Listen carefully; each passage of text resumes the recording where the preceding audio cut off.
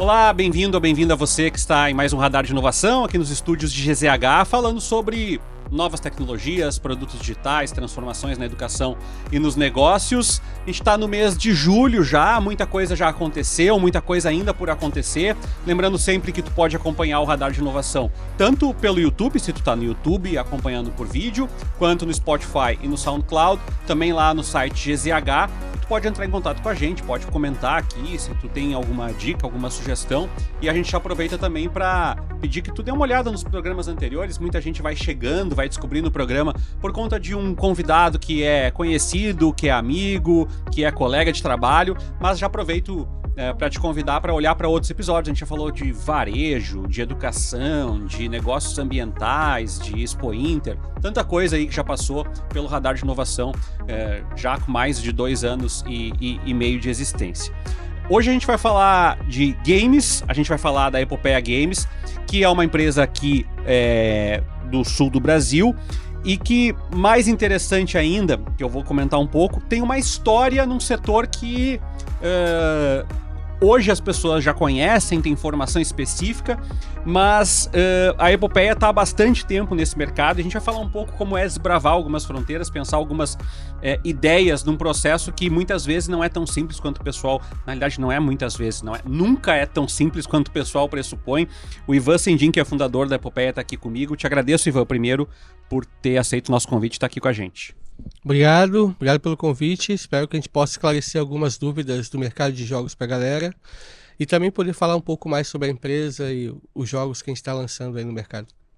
Eu já vou explicar o gancho, porque a Epopeia foi convidada, mas primeiro eu vou perguntar isso, Ivan. Hoje, quem pega, né, aquela expressão que a gurizada fala, quando eu cheguei tudo era mato, né? Todo mundo chega hoje, tem até faculdades de desenvolvimento de jogos, tem cursos especializados, tem áreas, mas vocês começaram 15 anos atrás, e aí era mais mato do que é hoje, né? Assim, em termos hoje somos 5 sócios, né? Desses 5 sócios, 3, 4 são desde 2006 no mercado de games, então já faz 19 anos, já tem uma geração de adolescentes que nem, quando a gente começou a trabalhar, nem estavam ainda nascidos. Tá nascendo agora. Exato. A indústria de games aqui no Sul, ela já existe desde 96, mas ela começou a de fato ser mais efetiva para o público a partir de 2010, 2012, ali começou a estourar alguns joguinhos, agora que tá ficando mais popular mesmo no mercado. E é isso que eu faço a reflexão do 15 anos, porque nem todos os dispositivos que estão acessíveis hoje, nem a inteligência artificial, generativa, ou nem todos os códigos, nem todas as linguagens de programação estavam disponíveis, ou seja, era mais rudimentar o processo do que é hoje. Totalmente, A gente tinha que ainda, de fato, comprar livros para aprender um pouco mais sobre o mercado, né? Ainda não existia muito, o YouTube estava ainda no início, o Facebook ainda estava bem no início, então não tinha muita informação para poder aprender e desenvolver jogos naquela época. A gente tinha de fato fazer faculdade para poder pegar a experiência dos mais velhos para essa produção. Então é realmente bem mato. Bem diferente, né? Bem diferente. Tu começa e como é que é esse processo da empresa? Nos fala, assim, faz uma linha do tempo muito rápida, assim, quem começa e como vocês estão hoje? Certo. Em 2006 a gente faz um curso no Senac, eu e meu sócio, que é o Rodrigo. A gente acaba se conhecendo lá e desenvolve a ideia. Acaba que não dá certo, porque em 2006 fazer uma empresa de games é coisa de maluco, né? Não tinha como. Em 2008 acaba entrando na faculdade, ele já estava na faculdade da Fevale, em jogos. Lá a gente começa, de fato, a construir a empresa. Fomos incentivados pelos professores. A gente foi a primeira empresa de games vinculada só com estudantes na época. De lá para cá, a gente montou a empresa, eu e meu outro sócio, que é o Pedro. Ele fazia a programação, eu fazia a arte, a gente era ruim nos dois. E aí, por conta disso, a gente começou a trazer de volta o Rodrigo, que era, na época, bom programador, e o Gustavo, como artista, e a gente cuidando mais de negócio e administração da empresa, né? E a gente passou, nesse tempo, 7 anos fazendo jogos para publicidade, depois mais 7 no mercado lá fora, e agora podendo viver jogos só com jogos de PC e console, que é o sonho de todo mundo. Você tá com uma camiseta que é o nosso gancho do Gaúcho and Grassland, e é um jogo que foi lançado essa semana, e tem matéria lá em GZH pra tu ver como é que foi a testagem. Mas a gente pega pelo final pra contar que ele não é o primeiro jogo de vocês. Ele vem num complemento de outras coisas que vocês já lançaram, e eu queria que tu falasse um pouco disso. Porque todo mundo olha e fala assim, o jogo pra console, conheço esse jogo aqui. Mas, como tu falou, existe jogo na publicidade, existe jogo corporativo, existe jogo de negócios. Então, o mercado de jogos não é só aquele usuário final ali no PlayStation 5 que a galera tá pensando. Eu acho que é legal tu citar isso também. A gente passou de 2010 a 2017 fazendo vários jogos publicitários. Então, para marcas relevantes, pro Grêmio, pro Inter, a gente fez jogos na época. E depois disso, a gente conseguiu pegar mais uma experiência saindo do mercado nacional pro internacional, desenvolvendo alguns games para fora. Mas, cara, a gente já fez mais de 20 jogos, tranquilamente, assim. Isso vai pegando bagagem, vai aprendendo melhor e como produzir o seu próprio jogo, né? Que é mais difícil, porque o cliente é você mesmo. Então você tem que cobrar o cronograma, tudo certinho para que as coisas andem, né? E a gente lançou 2 jogos ainda no PC e no console para testar, validar, entender o mercado nessa época. E com isso a gente pegou a experiência para poder fazer o Gaúcho, né? E a gente está há 4 anos, a gente começou com o incentivo da Secretaria de Cultura aqui do estado. E a partir daí a gente acabou apostando no jogo e estamos 4 anos que a gente desenvolveu até finalmente lançar e ver as expectativas agora sendo correspondidas, né? Fala então pro público que jogo é esse. Eu já olhei por cima, não joguei, mas já olhei. Eu acho que a galera vai achar curioso, vai achar interessante, vai se descobrir com referências ali no jogo para entender um pouco mais. Conta pra gente, que é um processo de 4 anos, e isso é outra coisa que a galera tem que saber, né? 4 anos, sim, demora muito porque tem testagem e vai e volta, e processos, e novidade, e implementação. Fala um pouquinho como é esse caminho, assim, de desenvolvimento e até chegar no lançamento do jogo essa semana. 4 anos com esse game, porque a ideia vem em 2015. E a gente fez um teaser, assim, uns vídeos de 30 segundos, que chamou a atenção do público na época, mas a gente não tinha experiência ainda para desenvolver o jogo que a gente queria.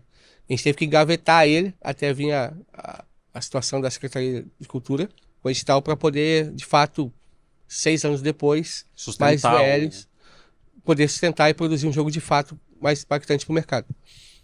Mas o jogo do Gaúcho, basicamente a gente queria explorar um pouco mais a cultura do Rio Grande do Sul. É muito forte aqui, né? A gente tem uma referência, o pessoal principalmente do Nordeste e do Sul, eu acho que é onde tem a cultura mais forte, assim.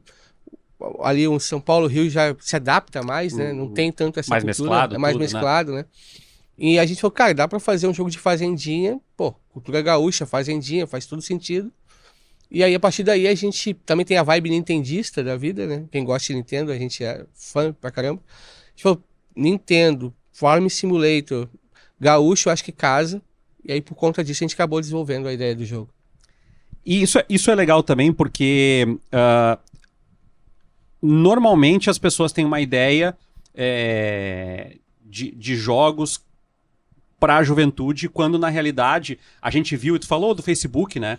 O Facebook trouxe uma leva de gente jogando no Facebook e aí o mercado se multiplicou por muitos, né? Porque a gente começou a jogar em rede social, a gente começou a jogar no celular, e à medida que os smartphones também melhoraram. Quem são os públicos dos jogos de vocês hoje? O nosso é especificamente PC e console. Mas hoje, até numa pesquisa da Newzoo, que é a principal agência de pesquisa do mundo em games, relata que 35% da população joga pelo menos no celular, ou console, ou celular e PC. Então hoje está mais diversificado, digamos assim, né? Mas o nosso foco de empresa sempre foi fazer jogos para PC e console, porque a gente era na infância e jogava console, né? E PC também, mas não tinha celular nessa época, então a gente não tinha sonho para fazer jogo para celular, né? Então a gente está realizando nosso sonho, que é produzir games para PC e console. Esse é o público que a gente pega mais. Quem são vocês? Tu falou, né, um pouco do início. Como que vocês estão hoje? Primeiro, conta pra gente, para as pessoas entenderem. Vocês têm sede física, vocês trabalham home, cada um trabalha num canto, vocês têm que ter desenvolvedor, tem que ter suporte. Quem é que é a Epopeia Games? Bom, no início eram 2 pessoas, né? E aí foram entrando novas pessoas até virar 5, e esses 5 viraram sócios, né? E a gente tem o tripé, que a gente chama, que é artista, game design e programação, administração e negócio. Até 2020 era assim. De lá para cá, hoje a empresa são 20 pessoas. Então a gente tem um setor de marketing, um setor que a gente chama de QA, que é controle de qualidade do jogo. A gente tem o setor de porting, que é poder pegar o jogo de PC e adaptar para os consoles. E toda a parte de desenvolvimento do time. Então, no total, dá 20 pessoas. A maioria está aqui no Sul. Acho que 10, 12 estão aqui. Mas tem gente em Goiânia, tem gente em São Paulo, tem gente no Rio.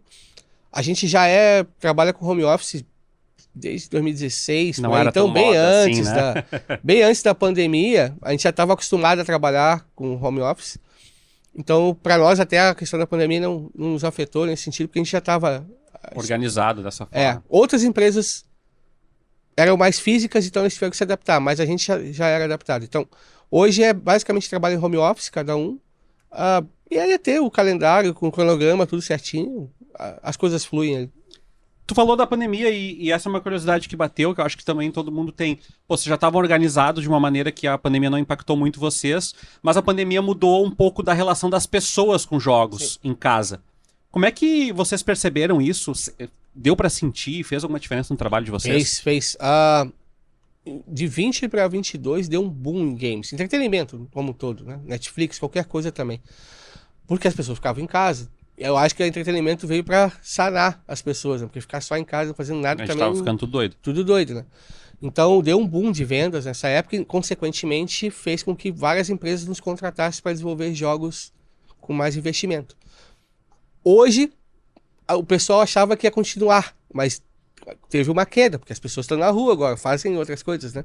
E por conta disso, até que eu entendo que nessa indústria, principalmente os grandes players, teve muito layoff por conta disso, porque aumentou demais naquele momento e agora está vendo que não é da mesma forma. Apesar de que cada ano ainda continua crescendo o consumo de games, mas eu acho que o investimento foi a mais do que precisava, assim, sabe? Pois é, uma coisa, Ivan, que eu acho que é legal de falar para as pessoas, que quem tá pensando no jogo de entretenimento, mas tu falou que vocês já entregaram para publicidade. Sim. E eu que trabalho como professor também já vejo ser usado isso no ensino. Uhum. Esses mercados também estão dinamizando esse potencial, e eu queria também te perguntar como que é... Tu falou, pô, o teu sócio inicialmente até tinha estudado isso, mas não era uma cultura difundida Brasil afora de ter cursos, né? E como é que vem a formação da galera para começar a trabalhar com isso? A formação aqui no Sul começa com a Unicinos em 2004 e a Fevale em 2008 e a PUC em 2010. A PUC foi a primeira pós do Brasil e a Unicinos foi a primeira graduação no Brasil. O Rio Grande do Sul é bem pioneiro em setor de games, sabe? Sirvam nossas façanhas de modelo da terra. No setor de games, realmente, a gente é pioneiro em muita coisa. Como é que foi o resto da pergunta? Desculpa. E eu tinha te perguntado também sobre a capacitação, né? Tu perguntou que... Primeiro eu te perguntei dessa capacitação. Tu não tem essa formação? Tu não vem dessa formação? Vem a formação da área também? Os 5 sócios são formados em jogos digitais. E dos 20, pelo menos 12 ou 14 são formados em jogos digitais. Tá, e hoje, tu percebe... Porque hoje tem até gente que faz desenvolvimento de jogos, por exemplo, curso completamente EAD. Tu acha que melhorou? Essa super oferta tá ajudando o setor na mesma medida? Como é que tá isso aí, assim? O acesso tá mais tranquilo, assim. Tu pode aprender a fazer uma coisa básica através de YouTube, não necessariamente com curso. Mas se você quer, de fato, se especializar, eu acho que a partir daí você precisa ter pessoas, de fato, contato para poder pegar mais experiência com essa pessoa e evoluir. Então, tá melhor o acesso, mas tem muita gente também explorando de um jeito errado como fazer jogos, sabe? Então tem que tomar cuidado agora com essas armadilhas que tem aí de cursos pagos.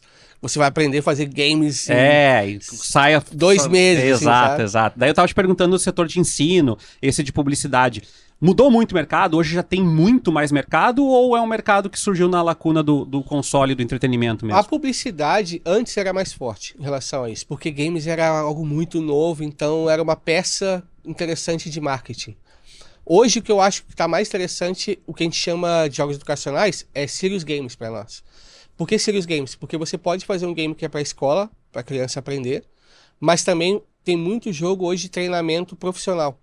Então, sei lá, uma GM pode treinar vários profissionais só jogando para que depois eles possam ir de fato trabalhar. Sabe? O aprendizado, muitas vezes, tem até pesquisa neurocientífica sobre isso, né? A cognição da pessoa jogando, as habilidades que se faz, é muito interessante isso. E diminui custo, diminui tempo, porque você acelera ele jogando, tendo uma imersão, fica mais fácil dele se adaptar à produção. Tem empresa aqui no Brasil, no Rio Grande do Sul, que é específica só para Serious Games. A gente começou com Serious Games, o primeiro cliente nosso foi para a Ubra, na época, a gente fez alguns jogos de química pra galera. Mas eu enxergo também que tem muitos jogos de entretenimento hoje, como o Gaúcho, ou jogos AAAs, assim, famosos, que você pode pegar aquilo e botar na escola. Medalha de Honra é sobre a Segunda Guerra Mundial. Você pode vivenciar a Segunda Guerra botando na escola, sabe? Eu acho que ainda tem um pouco de barreira. É isso que eu ia te perguntar. Tem barreira ainda, né? Tem barreira. Mas eu acho que é muito mais por ignorância do que qualquer outra coisa, sabe? Por exemplo, os professores que já têm uma idade que nem as nossas, tentam aplicar isso no colégio, sabe? Mas as pessoas mais velhas... Parece que a antítese entre a seriedade e a diversão, né? Como se tu não pudesse aprender de uma forma mais lúdica. Assim. Sabe? E hoje não tem como escapar, as crianças já nascem com o celular na mão, sabe? Então tem que se adaptar um pouco a essa parte. Tanto que o Gaúcho, a nossa ideia é fornecer keys gratuitos para as escolas, porque a gente quer incentivar a criançada a aprender um pouco mais sobre a cultura gaúcha, né? No interior é forte a cultura gaúcha. Isso, aqui no na região metropolitana é um pouco menos. Já é menor, né? Tu só vê no mês de setembro, geralmente, né? Isso. Mas eu moro no interior, tu vê gaúcho o tempo todo, né? É verdade. Então lá a raiz é mais forte. Como é que... É a pergunta que eu estou fazendo para todo mundo e eu tenho que te fazer mais ainda, né? Como é que a IA generativa está mexendo com as rotinas de vocês ou com os processos de vocês? Imagino que a IA, por essência, que é a inteligência artificial nos processos, imagino que você já tivesse incorporado há muito tempo. Mas agora tem um boom das pessoas acharem que estão redescobrindo muita coisa. Inclusive, gente dizendo, se tu colocar um prompt aqui, ele gera automaticamente. Aí quando tu vê o resultado, não é tão automaticamente assim. Como é que tá mudando o negócio de vocês? Então, isso tá tendo uma discussão bem forte na indústria. Tem gente que odeia e tem gente que entende como fazer adaptar. Na nossa visão, isso encurta, por exemplo, pré-produção. A gente consegue fazer uns testes com a IA para a gente poder validar coisas rápido, mas a gente não vai pegar aquilo e aplicar no jogo. A gente só fez uma mescla rapidinho para entender e acelerar o processo, sabe?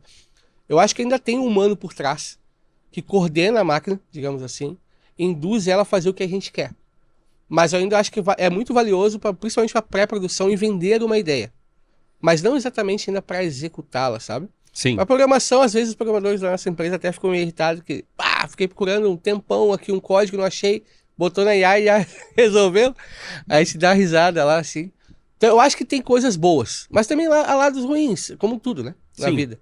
Então, pelo menos a gente entende da empresa que tem como usar, mas principalmente para acelerar algumas coisas de validação de ideia para produzir de fato o jogo, sabe? Tá, e tem uma coisa, né, Iva, que eu acho que é legal até tu falar. Eu falo muito com o André Pazzi, que é professor, que é meu colega lá.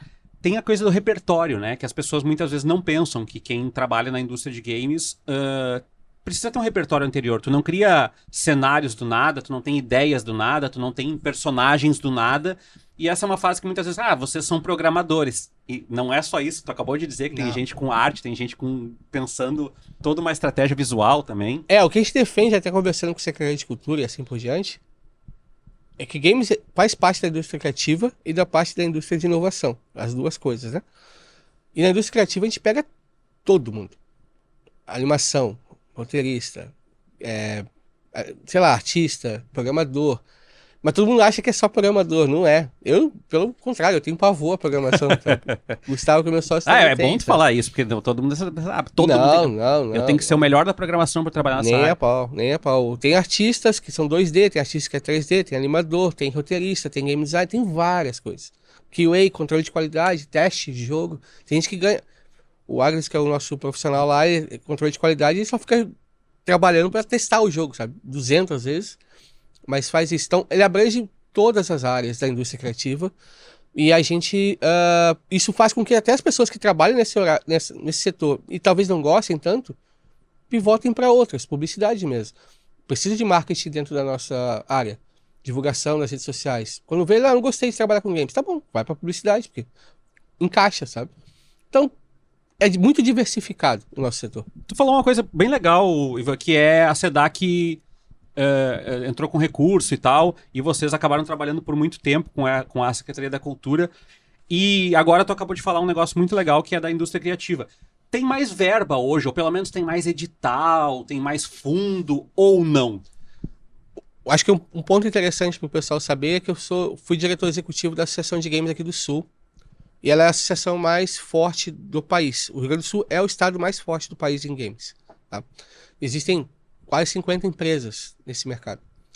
A gente foi responsável pela lei Game RS, é um decreto que o Eduardo Leite assinou em 2020, em que a Secretaria de Cultura, a de Inovação, a de Educação e a de Desenvolvimento é obrigada a fomentar o setor de games, anualmente. Por conta dessa lei, a gente começou a ter mais fomento de editais. Mas governo é um castelinho de areia, né? Cada 4 anos muda e a gente tem que reconstruir tudo de novo, né?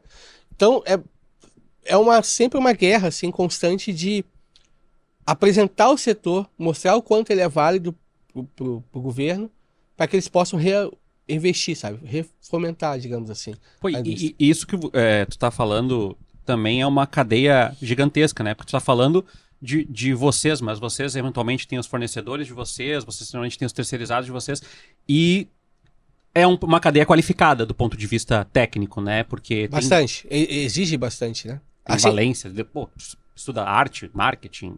Não, tem muita gente que não vem nem na área de games, né? Vem de TI, vem de, sei lá, design, qualquer coisa desse tipo, sabe? E quando você vai produzir um produto para botar no mercado, existe um padrão de qualidade que tu tem que chegar lá. Então existe uma exigência bem forte para que essas pessoas possam evoluir, sabe? Então é um cenário bem trabalhoso, assim, não é fácil fazer um game, sabe? Não é fácil, mas é uma indústria que hoje, é bom falar até principalmente para os pais, assim, tem um futuro, é um mercado, existe oportunidade de trabalho, até hoje tem vagas abertas, sabe, em várias empresas, porque o mercado está crescendo muito rápido. Em 2012, quando a gente fundou a associação, desculpa... Não, vai tranquilo. A gente fundou a associação, o faturamento era 3 milhões. Ano passado foi 35 milhões. Isso sem contar uma empresa chamada Kiris, que foi comprada pela Epic. A Epic é uma empresa que fez o Fortnite. Então ela foi comprada, então a gente não sabe os dados desses caras, sabe? Porque senão o faturamento ia ser para 100 milhões e coisas do tipo. Só que a gente não tem esses dados, então a gente teve que só fazer esse crescimento. Multiplicou muitas vezes em alguns anos. Exato. Então, quando a gente chega para o Secretaria de Desenvolvimento, a Secretaria de Desenvolvimento às vezes investe num ingresso para a empresa aí. Um exemplo assim, já investiram 20 mil reais para 20 empresas irem e a gente retornou 750 mil dólares. Aí foi, por exemplo, é melhor que investir na Bolsa de Valores. Poxa. Mas depende muito, muita castelinho de areia, sabe? Reconstruindo a ideia. Tá, e uma coisa que eu achei muito legal que tu falou, que tem gente que está se estruturando nessa área, mas tem uma outra área que tu acabou de falar, governo, entidades. Como é que tá? Eu sempre pergunto isso assim, tu falou um pouco, melhorou aqui no Rio Grande do Sul, como é que tá no país de maneira geral? É fácil? Vocês têm muita barreira legislativa para fazer coisa? Em parte sim, mas a gente conseguiu uma grande conquista que foi o marco legal. Então vai existir agora toda uma legislação voltada para games, onde a gente vai ter o KINAI específico para games. Isso vai ajudar o próprio governo a entender quanto é de faturamento. Isso não existia então? Não existe até hoje. Ainda está sendo construído. O marco legal foi aprovado. Agora é uma questão de os pormenores, né? Para evoluir. Uma delas é o KINAI. Com o KINAI vai possibilitar a gente conseguir várias outras estatísticas que ajudam o governo a fomentar melhor. Por exemplo, um fundo só para games, em que todas as receitas que a gente gera, um pedaço disso vai para esse fundo e realimenta a própria indústria, sabe? Sem um KINAI, só para as pessoas saberem, vai estar, sei lá, uma empresa de publicidade pode estar concorrendo junto com uma empresa de games no mesmo segmento. Exato. Então a gente não tem dados na prática, em fatos, a não ser a gente fazendo relatórios, como a associação fazer, estatísticas financeiras de fato que ele pode retirar, o próprio governo pode retirar. Com o KINAI vai facilitar muito esse tipo de coisa. Sem dado pouca coisa dá para fazer, né? E aí uma coisa que a gente reclama muito assim é, em São Paulo e no Rio, existe muita parte do governo voltada para fomentar o setor de games. Só que lá não existem associações tão relevantes, vamos botar assim. E aqui tem a associação mais relevante, mas o governo está mais precário nesse sentido. Então seria o ideal era juntar esse governo para cá, sabe? E a associação mais forte. Mas já foi forte, deu uma caída agora, mas tem tudo para crescer novamente pelas conversas que a gente está fazendo com o governo. Pois, já que tu falou um pouco das conversas, já que tu falou um pouco de futuro, que vocês fizeram muita coisa legal, o jogo para console, já fizeram um jogo de publicidade, já trabalharam com educação. O que vocês estão sonhando, o que vocês conversam no cafezinho, assim, de pensar pro futuro da Epopeia, já que tem tanta coisa acontecendo ao mesmo tempo, né? Nós queremos ser o que a gente chama, a gente se considera hoje uma publisher de games. O que é uma publisher de games? Como se fosse uma editora para livro, gravadora para música, tá? E o nosso sonho é pegar jogos da América Latina, com qualidade, que tenham alma, assim, sejam originais, e possa ser publicado para PC e console. Eles ganham o dinheiro deles, a gente ganha o nosso e todo mundo sai feliz. Ah, né? não sabia que existia esse modelo de negócio. O Gaúcho, nesse sentido de modelo de negócio, a gente teve um jogo chamado Mullet Mad Jack. É um jogo baseado em animes, anos 80, com aqueles filmes hollywoodianos musculosos, né? Então, esse jogo vendeu muito bem. Muito bem. O pessoal chama aqui GOAT, né? Que é o melhor game do ano passado no Brasil, na América Latina. Ganharam um monte de prêmio com esse jogo mesmo. Então ele vendeu muito bem. E agora a gente tá com o Gaúcho, então é o segundo. Mas a gente já tem mais 3 games que a gente já conversou com outras empresas, que a gente vai produzir ou vai investir em empresas para lançar nos próximos 2 anos. Então para nós, o nosso sonho é se tornar uma referência de publicadora de jogos do Brasil para fora. Que legal, que legal. Que vocês, já que a gente tem um tempinho, eu queria te perguntar, eu sou curioso para saber, tu falou da América Latina, né? Como é que tá o mercado fora do Brasil, já que tu falou de tantas coisas que se alteraram muito rapidamente no Brasil. Como é que tá o mercado América Latina e mais adiante ali? A gente tem um evento muito grande chamado Games com Latam. Ele acontece em São Paulo sempre em abril, maio, né? E aí junta todos os desenvolvedores da América Latina. O mais forte é o Brasil, disparado. Mas o segundo tem ali a Argentina, o terceiro é o Uruguai, o quarto é o Chile. Então, nossos país pequenininho como o Uruguai. Eles são bem fortes, tem bastante talento lá, mas eles são mais precários em conhecimento. Aqui a gente tem muito mais compartilhamento dessas informações. Mas a América Latina, o mercado internacional considera a América Latina um mercado forte, com potencial. Porque a gente, primeiro, por conta da economia, é barato, né? E segundo ponto, que a gente entrega muita qualidade. Então, eles enxergam com bastante potencial investir no setor aqui, sabe? E tem jogos já que estão dando certo no mercado, já estão sendo referência. Tá circulando. Já tá circulando. Tu acha que vai aparecer mais jogos da América Latina no nosso repertório, assim, no dia a dia? Pode ver. Daqui uns 2 anos eu volto aqui, tu vai ver a quantidade de jogos. Não, antes, já nos dá um cenário. Tá, Ivan, e fala assim, falou, né, vocês têm, claro, esse trabalho por exemplo, do Gaúcho ou dos outros jogos que vocês produziram, mas vocês também já atenderam clientes, isso tu falar, vocês querem ser um publisher, mas vocês também já tiveram clientes, ou seja, marca, tu até falou da dupla Grenal, né, que foi o cliente que contratou vocês. Como é que vocês no dia a dia fazem isso? Vocês vão atrás? Vocês já têm um repertório que as pessoas conhecem e digam assim, a Epopeia já fez aquele jogo lá pro Inter e pro Grêmio, como é que é? Lá no início, sim. Lá no início tinha que bater em porta e rezar para que um aceitasse trabalhar com a gente. Hoje não. Hoje as empresas já nos procuram, até por conta do Gaúcho, deu uma repercussão muito forte, então tem marcas querendo fazer jogo com a gente, ou vincular a sua marca dentro do Gaúcho. Esse tipo de coisa nos interessa. A gente já não trabalha mais com clientes nesse sentido, mas a gente começa a alimentar os filhotes, que são as empresas menores. Então, tudo que vem para nós, a gente começa a passar para as empresas menores trabalhar, sabe? Que é bom ter um ecossistema robusto, assim, né? Exato. O ecossistema de games, principalmente aqui no Sul, é muito unido. A gente não tem rivalidade entre as empresas. Então, as empresas estão crescendo, a galera fica feliz e a gente vai ajudando a galera mais nova a crescer mais rápido do que a gente. Ao invés de precisar esperar 15 anos, poderiam fazer em 3, 4, quem sabe, né? Pô, é que tu falou também, né?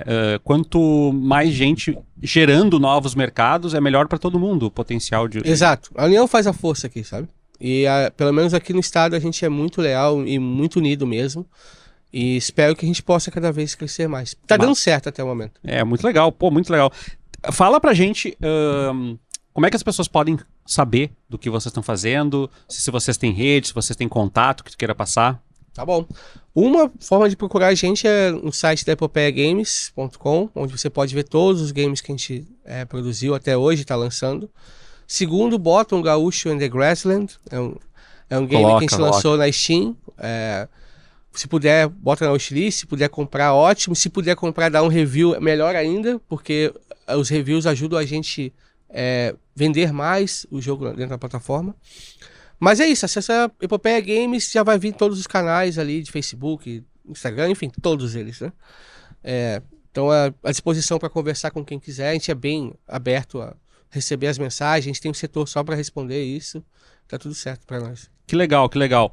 Eu vou fazer merchan também, porque a matéria nossa que o Carlos Redel fez, testa o jogo, é bem legal e a gente tá acompanhando desculpa, eu tinha que fazer essa infame, né? A epopeia da epopeia para lançar o jogo, como é que foi, e agora tá saindo. E é muito legal porque a gente acompanhou várias vezes o processo e essa semana saindo o jogo a gente tá bem animado. Ivan, te agradeço muito pelo teu tempo aí, a gente passou um pouquinho, mas foi bem legal conhecer um pouco do processo de vocês. E a gente já deixou combinado, como o mercado tá mudando muito, tu volta aqui para contar essas mudanças aí no futuro. Obrigado pelo espaço, obrigado por estar nos ajudando a divulgar, disseminar um pouco mais a cultura dos games, não só o nosso jogo, né, a empresa. E a gente fica à disposição, sempre que quiser conversar com a gente não só sobre Epopeia, mas qualquer assunto sobre o setor de games, a gente está à disposição para esclarecer as dúvidas da galera. Pô, muito legal, muito legal. Então aí. Pô, e a gente agradece o Ivan por ter vindo trazer esse mercado. E se tu te interessou pelo tema, acompanha, segue lá a Epopeia, mas também traz tua sugestão aqui, coloca aqui nos comentários, que a gente vai ter prazer de pesquisar. Tem muita sugestão que veio do teu lado aí, que já virou tema aqui do programa também. Tá bom? Até a semana que vem. Tchau!